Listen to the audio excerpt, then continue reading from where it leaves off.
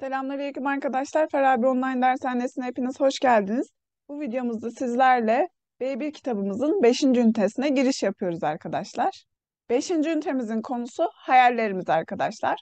5. ünitemizde beceriler kısmında hayallerimizden, deneyimlerimizden bahsetme, kişisel görüşlerimizi belirtme, dil bilgisi konumuzda da arkadaşlar dilek kipinden bahsetmiş olacağız. Böylelikle 5. ünitemizi bitireceğiz arkadaşlar. 5. ünite A kısmı. Hayallerimiz. İnsan hayalleri ile yaşar.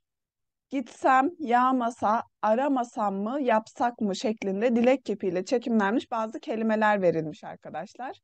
Keşke tatile gitsem, keşke hiç yağmur yağmasa, bugün Ali'yi aramasam mı, bugün piknik yapsak mı? Gördüğünüz gibi arkadaşlar burada dilek kipiyle çekimlenmiş birkaç cümle verilmiş. Şimdi okuma metnimize geçmeden önce arkadaşlar dilek kipi hakkında kısa bilgilendirme yapmak istiyorum. Size kiplerimizden bahsediyorum arkadaşlar. Kiplerimiz ikiye ayrılıyor. Haber bildirme kipleri ve dilek tasarlama kipleri olmak üzere. Dilek tasarlama kipleri fiile istek, şart, emir, dilek veya gereklilik anlamları katan kiplerdir. Belirgin bir zaman anlamı taşımazlar.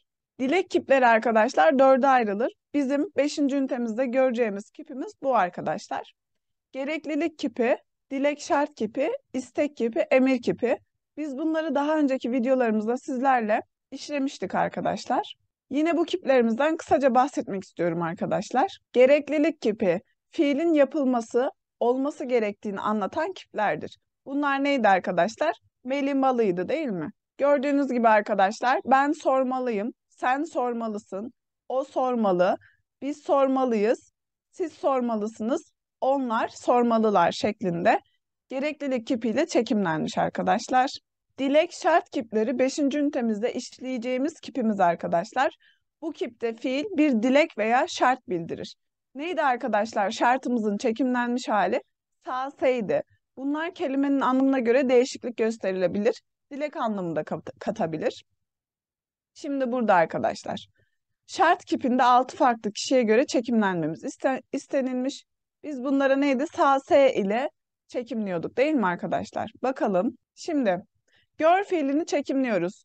Ben görsem, sen görsen, o görse, biz görsek, siz görseniz, onlar görseler şeklinde dilek şart kipinde 6 farklı kişiye göre çekimledim arkadaşlar. Burada arkadaşlar sağ S cümlenin anlamına göre şart da bildirebilir, dilek istek de bildirebilir. Bunu 5. ünitemizde ayrıntılı bir şekilde işleyeceğiz arkadaşlar. Şimdi ise istek kipi. Bu kipte fiilin yapılmasının istenildiği bildirilir. Fiil kök veya gövdelerine AE eki getirilerek yapılır. Şimdi çekimliyoruz arkadaşlar. Bilmek fiilini ben bileyim, sen bilesin, o bile, biz bilelim, siz bilesiniz, onlar bileler şeklinde bu kipimize göre çekimledik arkadaşlar. Emir kipi. Bu kipte fiilin yapılması emir biçiminde bildirilir. Bu kipin özel bir eki ve birinci kişiye göre çekimi yoktur. Koridorda koşma, sağa dön, aşağıya bak, sola bak şeklinde arkadaşlar. Direkt fiilin kendisini söylediğin zaman emir vermiş oluyoruz. Bana doğru gel. Bu bir emir kipidir arkadaşlar. Kendine özel eki yoktur. Koş fiilini emir kipine göre, farklı kişilere göre çekimleyelim arkadaşlar. Kişi zaten kendisine emir veremeyeceği için ben koş diye bir cümle olmayacağı için birinci tekil şahıs ve birinci çoğul şahsa göre çekimimiz yoktur arkadaşlar. Sen koş, o koşsun, siz koşun, onlar koşsunlar şeklinde emir kipine göre koş fiilini çekimleyebiliriz arkadaşlar. Evet arkadaşlar, dilek kipleri bahsettiğimiz gibi dörde ayrılıyor. Biz arkadaşlar dilek şart kipleri üzerinde bu ünitemizde uzunca duracağız arkadaşlar. Şimdi ise arkadaşlar dilek şart kipi. Dediğimiz gibi bu kipte dilek veya şart bildirir. Fiil kök veya gövdelerine sağ S eki getirilerek yapılır demiştik arkadaşlar. Buna bir iki örnek verip kitabımıza geçmek istiyorum. Dayımlara gitsek. Gitsekteki S arkadaşlar dilek bildirir. Ama çalışsam başaracaksındaki sağ S şart bildirir arkadaşlar. Bunu cümlenin anlamına bakarak sizlerle yorumlayalım. Evet arkadaşlar, şimdi kitabımızdaki okuma metnine geçiyoruz. Sizlere bahsettiğim bu kiplere dikkat ederek okuma metnini okuyalım arkadaşlar. Keşke oynayalım mı? Bu sabah yine yatıyorum ve hayal kuruyorum. Evet, ben bunu genellikle sabah saatlerinde yapıyorum. Çünkü beynim bu saatlerde çok iyi çalışıyor. Hep bu sabahları oluyor. Çok eğlenceli bir oyunla güne başlıyorum. Oyunun adı Keşke. Keşke şimdi birileri kocaman bir bardak portakal suyu ile kahvaltımı getirse. Tepside bir gül olsa. Ya da keşke şu an evimin içerisinden güzel bir müzik sesi gelse ve ben de gülümseyerek gözlerimi açsam. Birileri bana bu sürprizi yapsa. Ya da keşke şimdi bir vapurda olsam, gözlerimde tebessüm ile martılara simit assam. Keşke kapı çalsa, o gelse. Keşke telefon çalsa, o arasa. Keşke internete girse ve bana e-posta yollasa. Keşke ben daha genç olsam, 17 yaşımda mesela. Keşke daha da geçmişe gitsem, bir parkta, bir salıncakta çocuk olsam. Keşke annem gelse, bana süt ısıtsa. Sihirli bir el evimi temizlese keşke. Bu keşkeler herkese türlü türlüdür. İnsanlar ilk önce hayallerinden yola çıkarlar, sonra da kendilerini bambaşka yerlerde bulurlar. Birkaç dakika veya daha fazla. Ama güzeldir keşke demek ve hayaller kurmak. Keşke bir kuşun sırtına binsem, nereye gitmek istesem beni oraya götürse. Onlar bir bir benim başımda uçsalar. Şimdi kalksam, gitsem ona, aç kollarını desem. Hayır, hayır diyemem. Bu sadece bir hayal. Bu yazımın altına, yorumlar kısmına herkes kendi keşkesini yazsa. Yazı büyüse, keşkeler çoğalsa, çocuklar gibi oynasak mesela. Ne dersiniz, sizinle keşke oynayalım mı şeklinde bir okuma metnimiz verilmiş arkadaşlar. Burada gördüğünüz gibi çok sayıda sağ S kipi kullanılmış arkadaşlar. Keşke demek arkadaşlar, olmasını istediğimiz bir durumu, bir olayı bildirirken kullandığımız bir kilit ifadedir arkadaşlar. Şimdi bu metne göre soruları cevaplamamız istenilmiş. Aşağıdaki cümleler doğru ise D, yanlış ise Y yazalım. Yazarın sabah hayal kurmasının nedenleri sabahları çok sevmesidir. Metin sorularında neydi arkadaşlar? Metne dönüp cümleyi bulmamız daha mantıksal bir çözüm sunuyordu bize. Yazarın sabah hayal kurmasının nedeni sabahları çok sevmesi midir?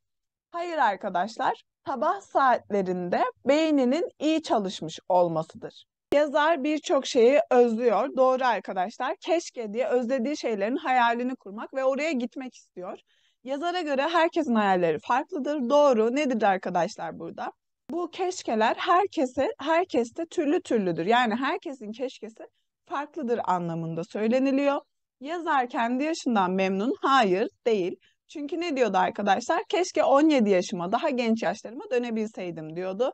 Yani demek oluyor ki kendi yaşından memnun değil. Geçmiş yıllarını özlüyor. Aşağıdaki bilgilerin hangisi metinde bulunmaktadır? İşaretleyelim.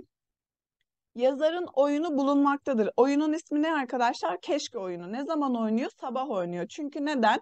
Sabahları beyni daha iyi çalışıyor. Yazarın annesine olan özlemi. Burada bulunuyor değil mi arkadaşlar? Neydi? Metinde ne diyordu? Keşke annem olsa ve ılık bir süt getirse diyordu. Hayallerin güzelliğinden bahsediyor arkadaşlar. Yazarın yaşlılık hayallerinden bahsetmiyor. Çünkü bu yazarımız gençlik yıllarını daha çok seviyor. Çünkü onları yaşadığı için, onlara bir özlem duyduğu için keşke diyerek geçmiş yıllara dönmek istiyor. Ya siz? Siz şimdi ne yapmak isterdiniz? Kendi keşkelerimizi yazalım. Aslında arkadaşlar keşke demek de çok insanı mutlu edecek bir durum değil. Sadece burada dil bilgisi konumuz olduğu için ve TS eklerini işleyeceğimiz için keşke diyerek böyle bir metin bize vermişler. Burada arkadaşlar siz de kendi keşkelerinizi, yani keşke şu anda işte gençlik yıllarımda olsaydım ya da keşke arkadaşlarımla oyun oynuyor olsaydım gibi kendi hayallerinizi, kendi özlemlerinizi SARS dilek kipinin dil bilgisi kurallarına dikkat ederek yazabilirsiniz arkadaşlar. Beşinci ünitemizin A kısmının dil bilgisi konusuna geçiyorum. Dilek kipi. Slaytta da bahsettiğim gibi arkadaşlar, dilek kiplerinden bu ünitemizde sıklıkla bahsetmiş olacağız. Bu ünitemizin dil bilgisi konusu dilek kipleri. Bu kip bir işin olması ya da yapılması dileğini aktarır. Yaygın olarak keşke kelimesi ile beraber kullanılır.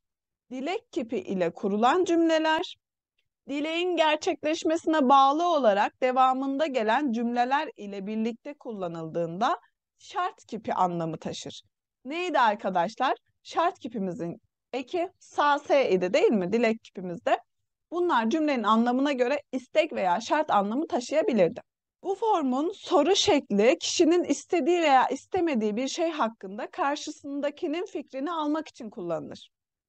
Şimdi arkadaşlar, olumlu, olumsuz, olumlu soru ve olumsuz soruyu dilek kipine göre çekimliyorum. Olumluyu çekimliyorum. Ben gitsem, sen gitsen, o gitse, biz gitsek, siz gitseniz, onlar gitseler şeklinde sase. Olumsuzu çekimliyorum.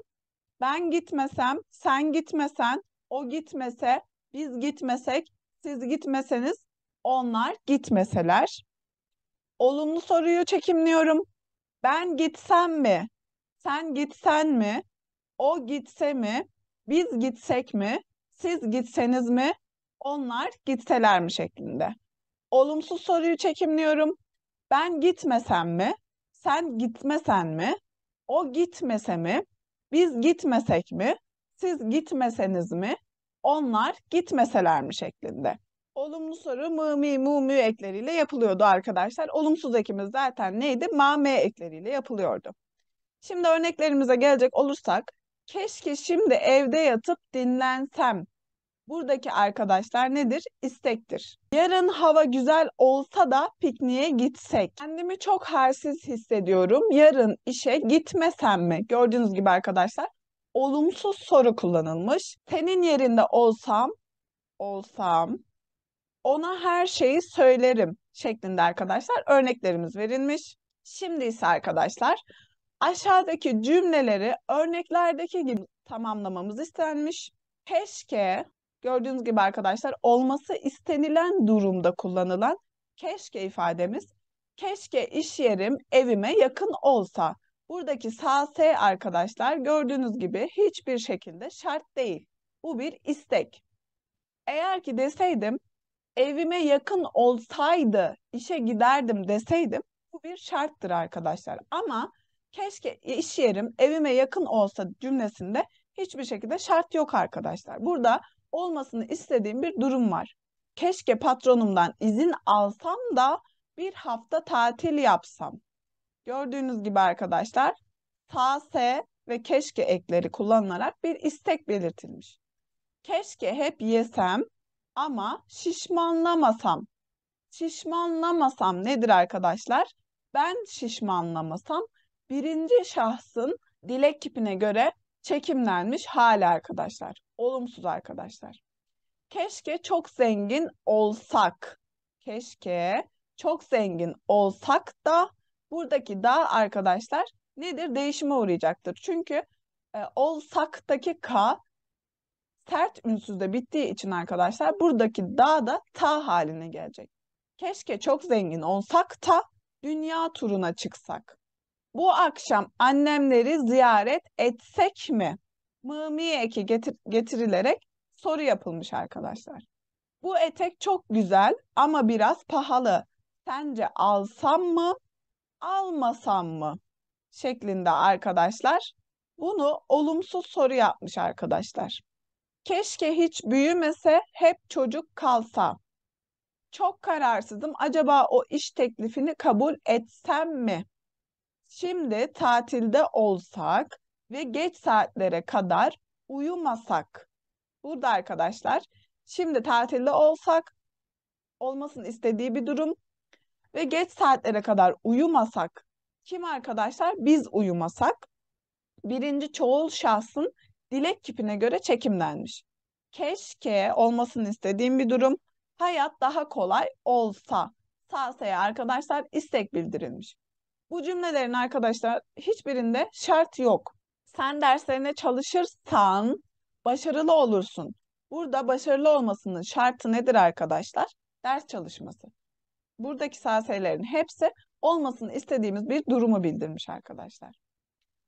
Aşağıdaki boşlukları örneklerdeki gibi doldurmamız istenilmiş. Bunlardan bir tanesini birlikte yapalım arkadaşlar.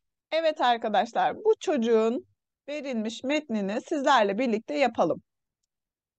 Keşke hemen büyüsem. Nedir arkadaşlar? Buradaki keşke bir istek bildiriyor. Keşke hemen büyüsem. Kim büyüse ben büyüsem. Birinci tekil şahsın dilek kipine göre çekimlenmiş hali. Ehliyet alsam. Kim alsa ben alsam. Birinci tekil şahıs ve araba kullanabilsem. Sağ arkadaşlar. Babam bana son model bir araba alsa. Kim alsa? Babam. Yani o. Yani arkadaşlar üçüncü tekil şahıs. Arkadaşlarımı alıp arabayla sokaklara çıksam ve dolaşsak. Şimdi arkadaşlar, arkadaşlarımı alıp arabayla sokaklara çıksam. Kim çıksa ben çıksam. Birinci tekil şahıs ve dolaşsak. Dolaşsak, kim dolaşsa biz dolaşsak. Birinci çoğul şahsa göre sağ S ekleriyle arkadaşlar nedir? Çekimlenmiş. A kısmında öğreneceğimiz dil bilgisi konuları bunlardır arkadaşlar. Ne işledik? Keşke ve sase ekleriyle bir isteğin, olmasını istediğimiz bir durumun ifade edilmesini işledik arkadaşlar. Ve arkadaşlar 5. ünitemizin A kısmı dinleme ve yazma metnimizde son buluyor. Yazma etkinliğimizde hayatınızdan memnun musunuz? Ne tür hayalleriniz var? Aşağıdaki konulardan bahsederek bir kompozisyon yazalım. Aile, iş, para ve evlilik hakkında arkadaşlar olmasını istediğiniz, hayal ettiğiniz hedefleriniz neler? Onlardan bahsetmeniz isteniyor arkadaşlar. Siz de bu dil bilgisi konumuz sase ya da keşke kalıbını kullanarak arkadaşlar kendinizin hayallerini, düşüncelerini bir kompozisyon şeklinde yazabilirsiniz. Bu etkinliğimizle birlikte 5. ünitemizin B kısmı son pişmanlık fayda etmez kısmını işleyeceğiz arkadaşlar. Evet arkadaşlar, böylelikle 5. ünitemizin A kısmını bu videomuzda bitirmiş bulunuyoruz arkadaşlar. Bir sonraki videomuzda 5. ünitemizin B ve C kısmında sizlerle birlikte olacağız. Hepinize Allah'a emanet olun. Görüşmek üzere.